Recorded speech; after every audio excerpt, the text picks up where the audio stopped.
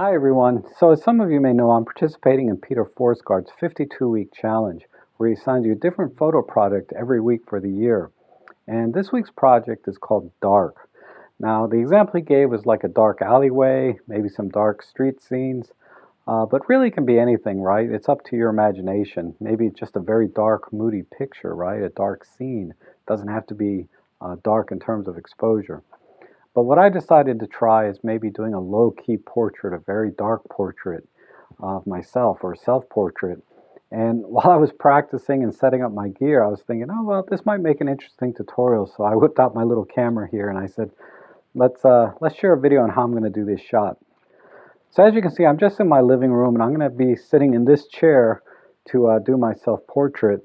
And I'm keeping the gear very simple. I just basically have my EM10 Mark II with the 14-42 kit lens, and then I have two Godox flashes, the TT350 and the Godox V1. But let me explain the setup here a little bit, and then we'll get into the settings and sort of the methodology of taking this shot. So as you can see, I have the EM10 Mark II with the little pop-up flash here, and it's set pretty low because I want it to be kind of pointing up a little bit towards me to give you sort of that traditional male portrait type shot. It's a little more commanding, I guess is the word. I'm not sure. And then you can see I have the TT350 here set up and pointed directly at where my face will be. And actually, I'm going to be using this little snoot here, which is just a foam can cooler. I just cut the bottom out, and I'm going to be putting it onto the front of the flash like so to work as a snoot to focus the light just onto my face. And I angled this flash this way also so that the front, where the optical trigger is, will be facing the flash on the camera here. And then up here it's the same idea, right? I have the optical trigger here facing the front where the camera is, and then I have this light angled down to illuminate the top of my head, my shoulders, some of the chair, and also my hands, which will be on the front here. And you'll see that when I sit down. Okay, now I just want to show you how I put the snoot on so that you can see how it's going to focus the light just on my face here. So as far as settings go, I'm going to do everything manually. So starting with the flashes, I have them both set up in the slave mode, or S1, so that it uses the optical trigger to fire. So I won't need a radio trigger because I'll be using the pop-up flash on the EM10 Mark II.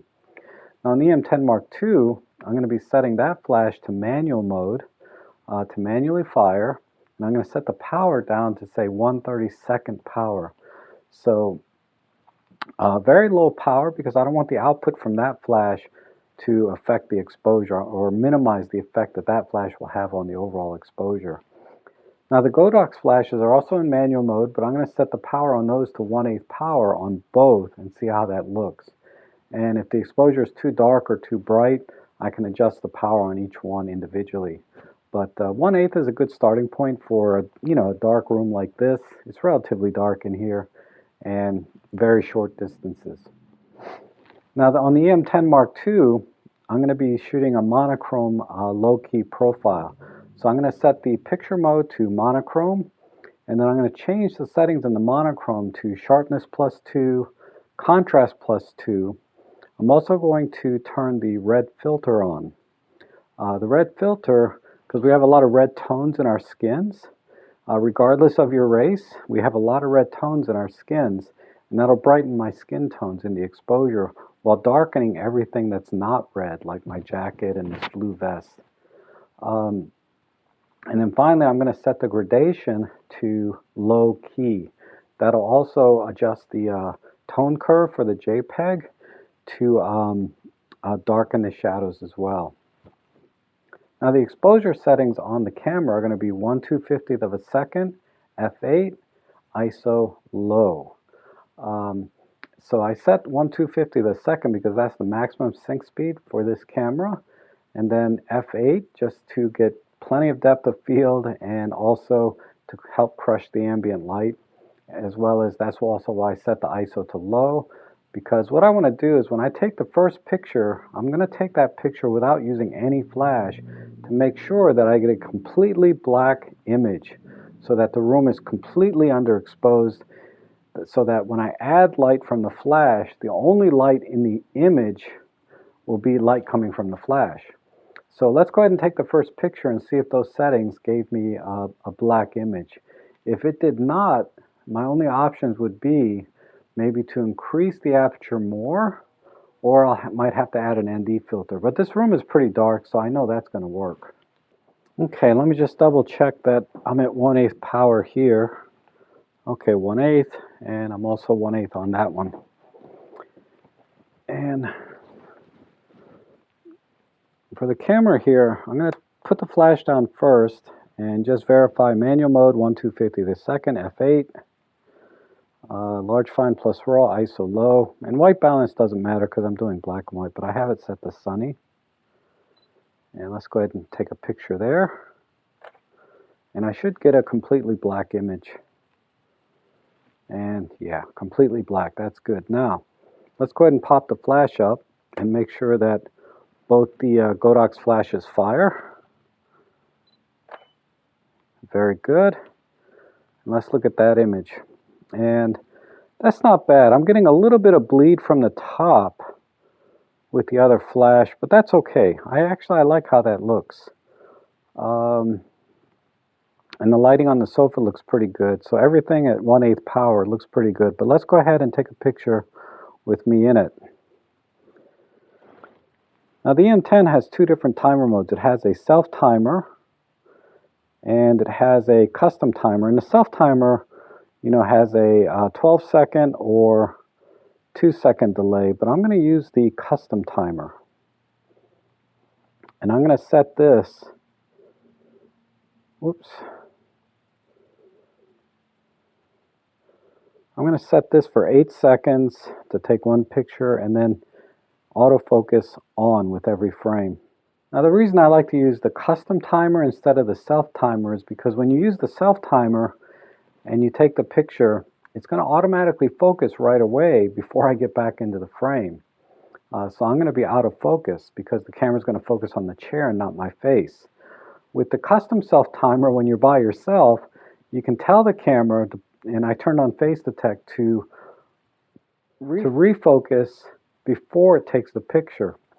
So hopefully it'll recognize my face and focus on that and take the picture. So let's go ahead and take one and see how that looks.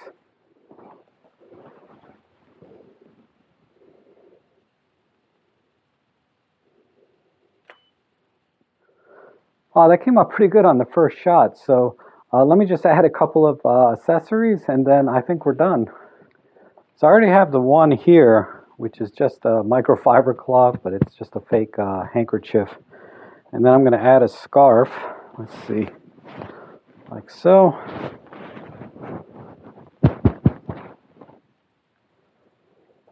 And some shades.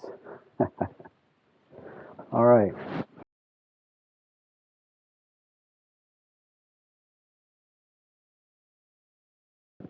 All right, that looks pretty good. So let's go into Photoshop and just do some very, very minor editing and then we'll be done.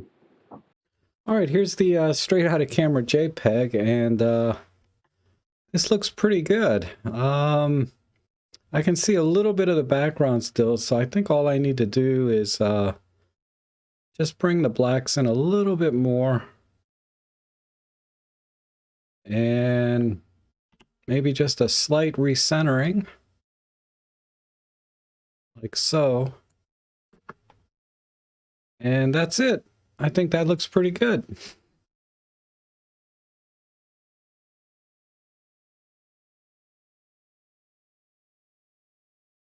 So as you can see, you can get pretty dramatic low-key images with just very basic gear straight out of camera.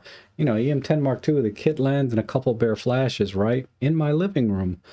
Now I'm not going to use that picture for the assignment. You know, there's some still problems with it, like you know, my sleeves were all wrinkly in the shot, and I want to get some more bling, maybe show off a watch, or you know, I need just a little bit more something to it. But I'm pretty close, I think, in terms of how the image looks.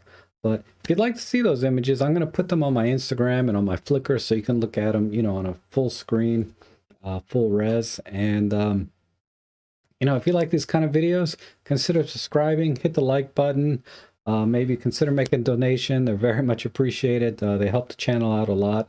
But either way, I appreciate you watching, and hopefully we'll see you again soon.